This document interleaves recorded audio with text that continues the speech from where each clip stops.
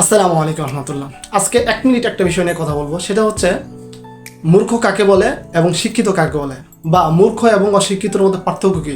অশিক্ষিত হচ্ছে এই ব্যক্তি যার কোনো একাডেমিক নলেজ নাই বা তার কোনো ডিগ্রি নাই, কিন্তু সেই ব্যক্তিটা মানুষের কাছে সবসময় থাকে, মানুষের বিপদ আপদ মানুষ থাকে, এবং কি মানুষ কোনো একটা কাজ করতে গেলে তার পরামর্শ নেয়, মানুষ তাকে ভালোবাসে, সেও মানুষকে ভালোবাসে। আর মূর্খ হচ্ছে সেই ব্যক্তি যার একাডেমিক নলেজ অনেক বেশি আছে, অনেক অনেক ডিগ্রি আছে, কিন্তু সেই ব্যক্তির স্বার্থপর, মানুষের বিপদ আপদ সে যায় না, মানুষকে ভালোবাসতে জানে না, তার ভিতরে কোনো ন্যায় নীতি নেই।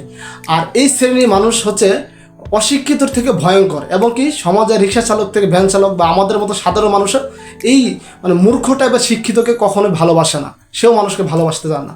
পরিশেষে আমরা এটাই বলবো, আমাদের মূর্খ শিক্ষিতর থেকে অশিক্ষিত লোক, সাধারণ লোক আমাদের অনেক ভালো। এজন্য আমরা শিক্ষার পাশাপাশি নৈতিক শিক্ষাটাও নিব। আসসালামু আলাইকুম।